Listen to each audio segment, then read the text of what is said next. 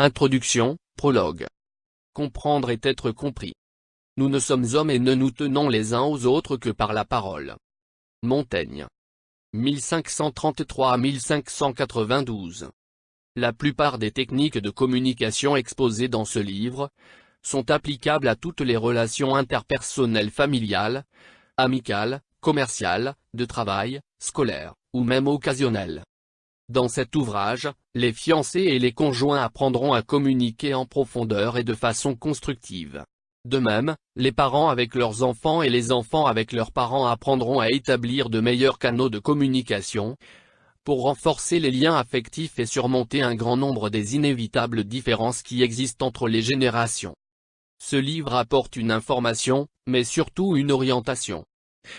À travers ces pages, le lecteur découvrira comment évaluer lui-même ses modèles de communication et comprendre les besoins de ceux dont il partage la vie.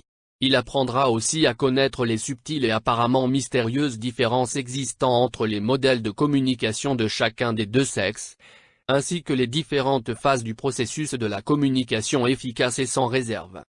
L'auteur présente une série de techniques et de stratégies novatrices, qui permettent d'acquérir l'habileté nécessaire pour établir et maintenir l'intimité dans le couple.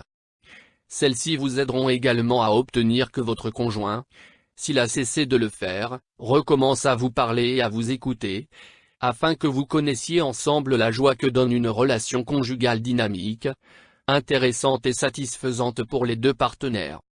Et, chose extrêmement utile et importante, la connaissance préalable de toutes ces choses peut permettre aux jeunes qui débutent une relation sérieuse en vue du mariage de savoir comment construire une relation solide, où la communication fera fructifier leur amour de façon durable.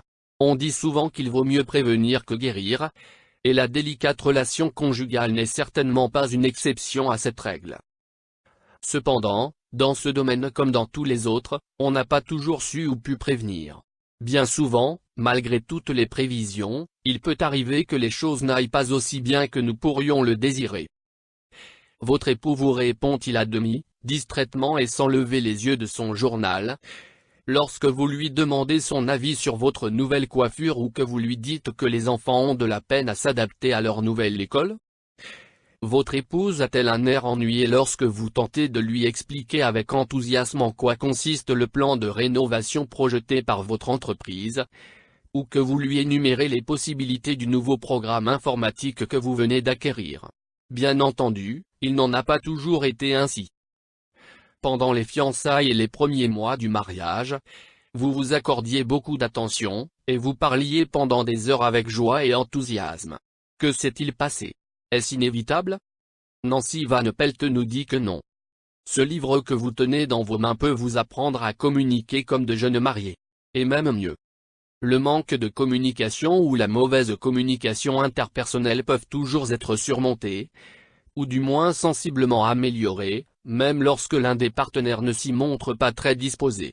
Dans les pages de Les secrets d'une vie conjugale réussie, vous trouverez les stratégies qui se sont révélées les plus efficaces pour écouter et être écouté, comprendre et être compris.